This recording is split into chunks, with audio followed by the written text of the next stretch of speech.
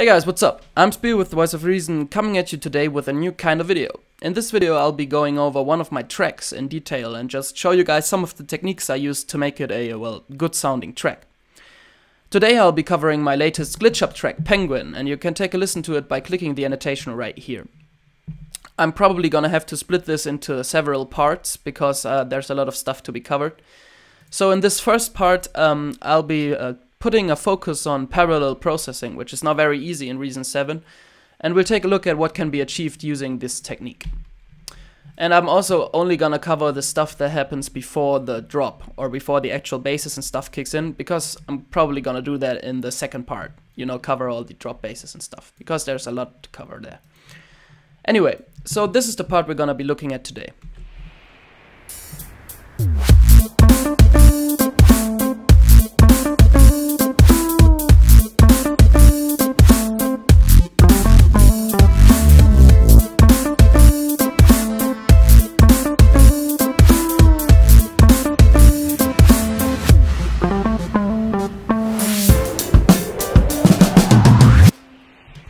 Okay, first off I wanna take a look at the kick drum. Now as you can see in this particular track I have the main kick drum kicking in from the start.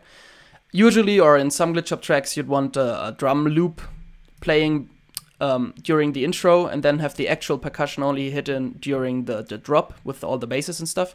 But in this case I just wanted the main kick drum to be there right from the start. So as you can see, here it is, and it's just a very basic kick drum really. It's 3 kick samples layered using the Kong link function right here, and on their own they all deliver a certain kind of frequency range and a certain style. As you can hear, and very important is also the sub kick up here, which delivers the punch and the impact. And I just linked them together by hitting the same link group right here, so I can trigger them all by hitting the first drum, and they run into this nice little mix channel here, and it's just an EQ which boosts the lows a bit. But what's interesting on the kick is the parallel channel here on the mixer. As you can see, I've got this parallel channel set up, and what it does, it's pretty much the same as the actual channel, but the compressor is turned on with the pretty much harshest possible settings, so infinite ratio, threshold at -52 dB, and the release is all the way down at 100 milliseconds. And if I solo this parallel channel, you can hear that this channel, it really just delivers the kind of the first transient, sorry for my pronunciation of that word, of the kick. But it really adds a lot to it if we let them play together. If I mute it,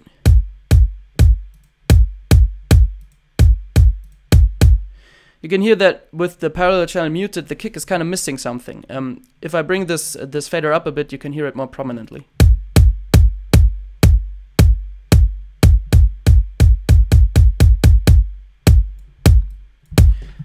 And I think that's a very nice method to use parallel channels to kind of get the first transient of the kick out a little more by using very harsh compression settings. Very important though is that you do not check this fast knob right here. By checking this, the attack will be too fast to let any of the transients through, and then you don't have the nice click anymore. So harsh settings, but keep away from the fast knob. Okay, in the percussion I have a little snare here too. This is not the snare that plays during the drop. Here I decided to create an actual snare just for the intro and outro and break, I think. And this snare is pretty basic too. It's just 2 snare samples running into a tape distortion unit, which is very important. So just simple tape distortion, boost at 246 Hertz, and then the reverb unit, which is very important on snares. I like a room reverb on snares, and what you can do is by selecting a different room shape, you can really change the way the snare sounds and just kind of tailor it to your needs. I'm gonna demonstrate this really quickly.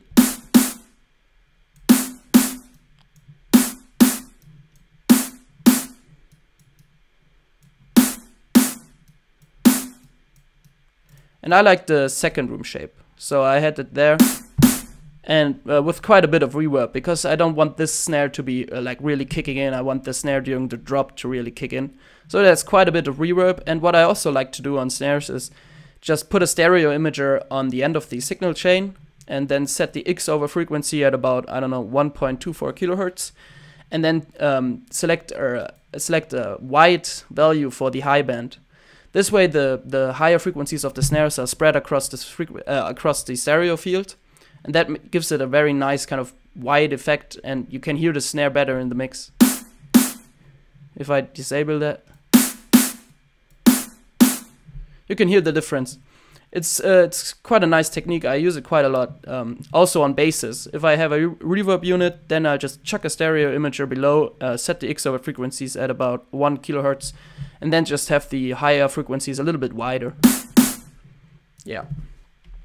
The rest of the percussion is just basic heads, and I also think I've got a little bending tone here, which is just a tone generator with the bend at 65 and the bend decay at 94. You can then play with the shape, attack, and decay to kind of shape your sound.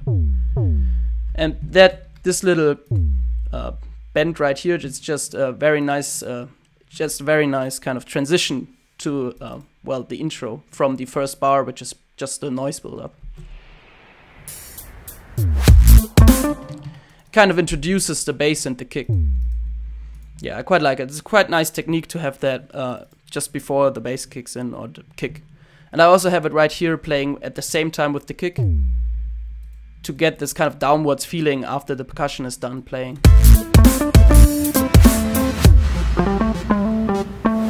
It's subtle, but it's a nice technique to kind of put an accent on the kick right there. Okay, let's move on to the noise. I use noise quite a lot in my productions, not only glitch hop, but also on dubstep productions. And I'm going to show you just how I use it. So this first kind of noise, MIDI note, is just for the first bar, and it's just with the frequency sweep. It's a build-up for the intro, basically. But what I then did is I had always these little kind of strips of noise, and they hit right in front of the snare. As you can hear, the snare is right here. And right in front of that is this very, very short 1/16th of noise with filter automation, so it's kind of going upwards. This filter is a bandpass filter. That's also very important. A bandpass filter with some resonance. And as you can hear, that puts a very nice accent on the snare. It kind of is just a build up to the snare, a very short build up, which gives it a very nice kind of sound.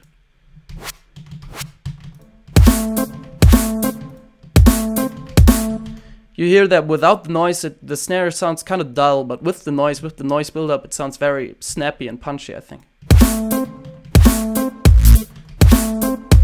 So I use that quite a lot, that technique, to have like noise running up to a snare with a bandpass filter opening. And as you can see, I use it during the drop as well with the other snare.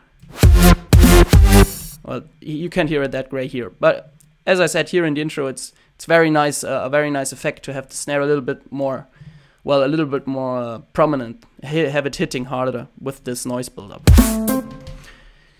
And next up we've got the bass, but I don't really want to go into detail on that too much, because this is basically just a stripped down version of another bass that hits during the drop. But it's basically just a respace using the Sawtooth 16 wavetable on the Maelstrom, running into a notch filter, which is modulated by an envelope. But as I said, we're gonna cover that in the next part.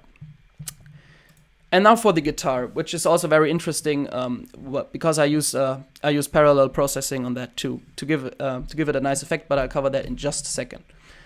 So let's take a listen to the guitar on its own for a moment.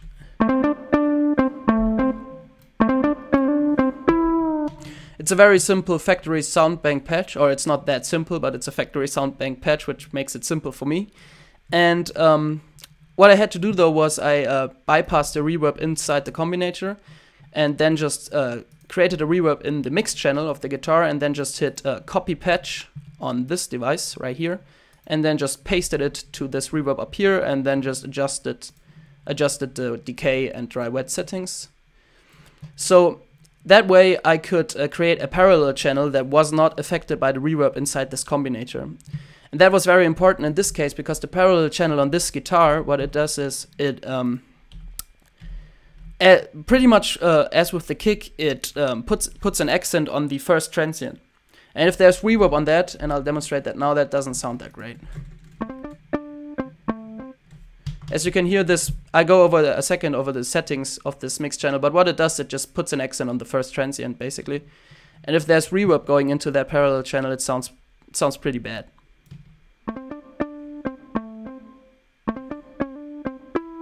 And that is due to the compression. But so I bypassed it in the combinator, chucked it in the mix channel up here, pasted the patch so that this parallel channel is not affected by it. And I'll now go over the settings on the parallel channel. So what I did was I hit right click on the guitar and created the parallel channel right here. And what I did was I, once again, just as with the kick, I turned on the compressor with the harshest possible settings. And I also boosted the highs a bit and the lows. Sorry, just to give this first transient a little bit more power, a little bit more impact. And I think this is a very nice effect on a guitar to have it be a little bit more interesting than without it. I'm gonna give you a quick A/B comparison right here.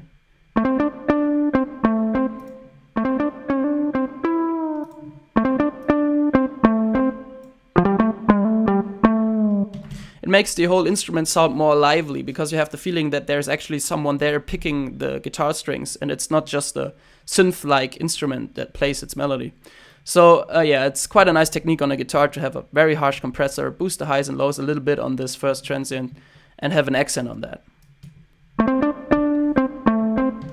Yeah, and that's kind of all I did with the guitar. As I said, I was a little bit lazy here, just checking in a factory soundbank preset. It's the Funk Notes presets, it's an ID8 combinator. But it's a very nice sound and I thought, why not go with it? Next up, we've got a little kind of 8-bit stab right here, which is really nothing too special. It's just a subtractor with an LFO on the mix with 2 different octaves of pulse waves. And then we've got noise. Once again, I've got 2 noise generators in this track, and this noise is just a little bit more, well, slow than the other one. It has a low pass filter and also a comb filter. Both of those filters are modulated by the rotary one up here, so I didn't have to create 2 automation lines. I just routed the rotary one and the modulation sections to both of the frequencies. Got a little bit more reverb on this noise and a stereo imager, much like with the snare, just to widen the sound. And this is pretty much just an ambient kind of noise, as you can hear right here.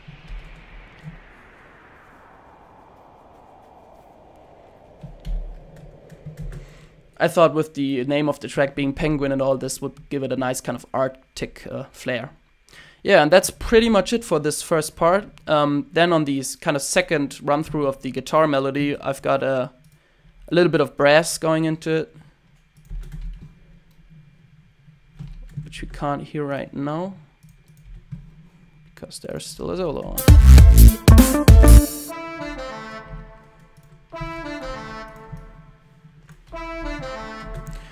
And on that one, I just once again loaded up an NXT patch, put a pulverizer on there just to give it some more, well, some more dirt and some more kind of, well, I don't know exactly what it is.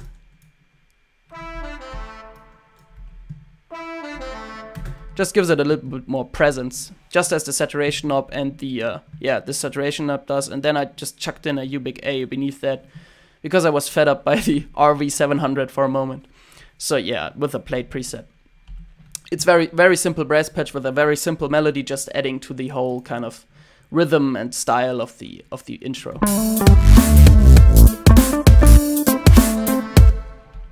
I also applied a lot of parallel processing to the little drum fill right before the drop. But this time around it was a little bit more complicated than on the guitar and the kick, where I only wanted to put an accent on the first transient. This time around I really wanted this little drum fill to fill out the whole frequency spectrum. So what I did was I took the original drum fill, which sounded good but not whole enough, and I hit right click, create parallel channel, and on this first parallel channel I activated the low pass filter at 1.21 kHz, then activated the EQ, hit the bell button on the low band and brought up the gain to about 10.48 dB. And this is just to get the lows in, and with the lows come the punch and energy and power, and parallel processing is a great way to introduce these elements to your drum loop. So I'm just gonna gradually bring up this fader here on the low parallel channel, and you'll hear what I'm talking about.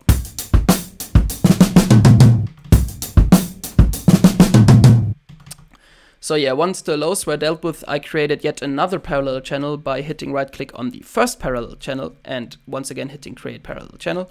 And on the second one, I was focusing on the highs, and what I did was I turned on the compressor with infinite to 1 ratio and 100 milliseconds release, and then I gradually reduced the threshold, and this way this whole thing really starts hissing and kind of, yeah, you'll hear what I said once again when I bring down the threshold.